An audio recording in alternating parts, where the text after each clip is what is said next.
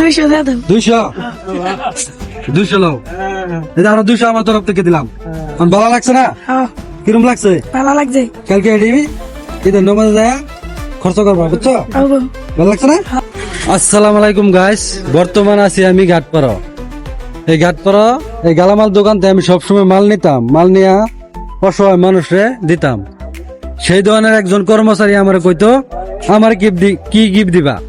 তাই আমি বললাম আজকে কালকে তো ঈদ, আজকে তারা কিছু একটা গিফট দেই। গিফট মানে কিছু টাকাই দিয়ে দিতে হবে, এখন তো আর কিছু পাওয়া যাবে না। না রাত্রে ইনজামল এদিকে আয়ো। ভালো আছো?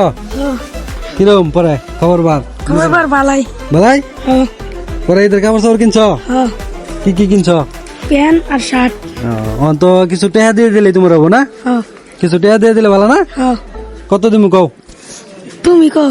তুমি কও এদিকে যাও বেটা। কত তুমি কও? 200 দিয়ে দাও। 200 200 লও। এই আরো 200 আমার তরফ থেকে দিলাম।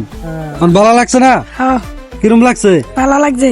কালকে এডিবি ঈদের নামাজে যায় খরচ করবা, বুঝছো? হবো। ভালো লাগছে না? তুমি যে 200 টাকা চাইলা, 200 টাকা দিয়ে কিছু হবো কালকে ঈদের দিন? হবো। কি হবো? এই ভাই বহুত দোয়া নাইবো, তুমি তো বহুত কিছু কিনবার আশা আছে না মনের মধ্যে? আশা আছে। এলাকা তোমার 200 টাকা 400 দিলাম।